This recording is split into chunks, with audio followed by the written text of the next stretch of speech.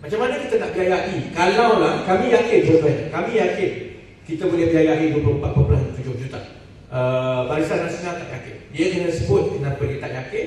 Malam ini keyakinan kami adalah berlandaskan 2-3 perkara ini. Pertama, walaupun hutangnya 24.7 juta, jumlah hutang ini bukannya dibayar sekaligus. Bila kita kata kita akan hapuskan PTPTN 24.7 juta bilion, dimaafkan, bukannya esok kita kena kosongkan bank account Perbandaraan dan Petronas bayar 24.7 juta. Bila PTPTN ambil pinjaman ini daripada institusi-institusi kewangan, KWSP, bank dan sebagainya, dia ambil untuk tempoh dan jangka masa yang panjang. Bayar balik itu paling kurang 10 tahun, 15 tahun. Dan rancangan bayar balik itu selalunya disesuaikan dengan kunjuran berapa yang dikutip dan berapa yang perlu dikeluarkan. So it's actually a phased repayment. It's an annual repayment. Paling kurang pun we are looking at paling pendek 10 tahun. Tempoh pembayaran 10 tahun.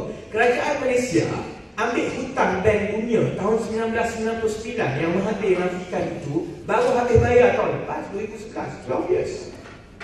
Likewise, semua hutang yang diambil, dia ambil masa paling kurang 10 tahun. So, pertama, yang ini yang penting. Sebab tu banyak sangat kenyataan yang dibuat ini, kenyataan membodoh dan melembutkan rakyat. Seolah-olah 24.7 juta akan dibayar sekaligus. Mana ada bayar? Katakanlah 10 tahun. Pertama, dia tidak dibayar sekaligus. Kedua, pinjaman yang telah dibuat oleh PTPTN itu menetapkan jadual pembayaran mengikut masa tertentu. Dia ikut repayment terms and repayment dates in the future. Dan yang ketiga, you can refinance. Kalaulah, yang ini mungkin agak complicated lah kepada saudara-saudara yang tak buat finance. Okay. Saya bagi contoh secara peribadi, saya ambil hutang. Saya ambil hutang ini saya tak boleh bayar. Ataupun saya kena bayar lump sum 20,000 pinjaman peribadi, tapi saya tak ada pinjaman, saya tak ada saya tak ada saving 20,000. Apa option kita ada? Kalau mak ayah kaya raya, tak apa mak ayah bagi 20,000. Kalau tidak, kita pergi ambil pinjaman satu lagi yang mungkin kadar pinjamannya lebih rendah untuk satu jangka masa yang lebih panjang. You pinjam 20,000, you bayar kat sini, then you bayar slowly. And in the future, over a period 5 or 10 years. Itu yang kerajaan dan semua syarikat korporat buat. It is called refinancing. Refinancing berlaku all the time. And for the last 50 years, kita tak tahu berapa kali dah kerajaan Malaysia terbitkan bond untuk refinance, ambil hutang, bayar yang ini dan sebagainya. It's a simple thing.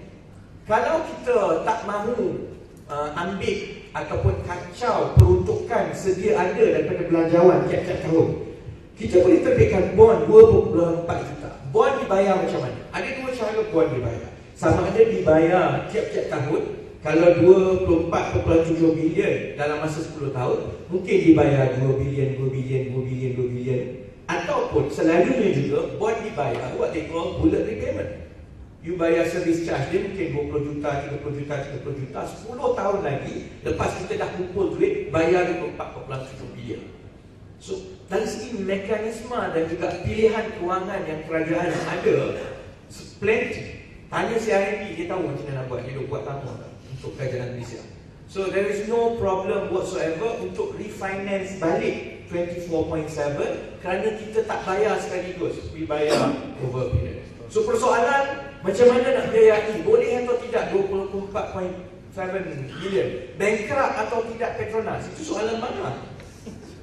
It shouldn't be us at all. Ini mudah je nak bayar 24.7 juta a billion over a period of 10 years, not a problem. Okay.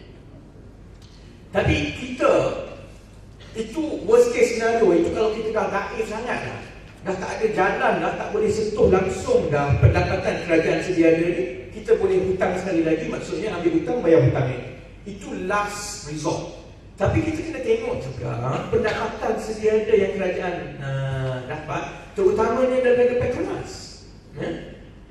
Antara tahun 2006 hingga 2009, Petronas membayar kepada kerajaan 236 bilion, 10 kali ganda daripada yang dibelanjakan kepada rakyat Malaysia yang 2 juta yang pergi universiti ni. 15 tahun rakyat Malaysia pergi universiti, belanja 24 bilion. Kerajaan Barisan Nasional 5 tahun 236 bilion.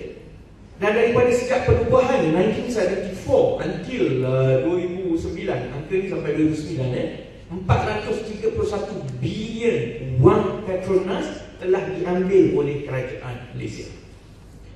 Malaysia mungkin hanya satu-satunya negara yang ambil wang hasil kekayaan minyak dan gas ini dan tidak dilaporkan di dalam satu sektor ataupun tabung yang boleh menjana masa depan.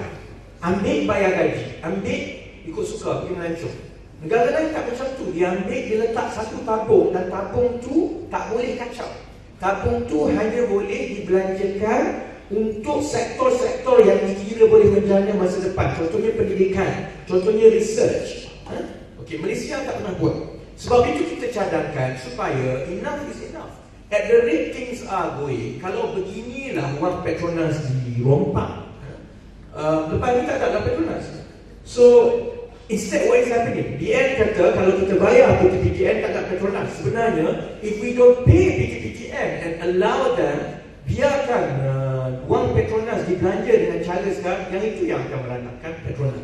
Sebab itu kita cadangkan Petronas, wang yang diambil dari Petronas itu perlu dilaporkan secara tetap di dalam sektor pendidikan yang dikuatkuasakan melalui undang-undang.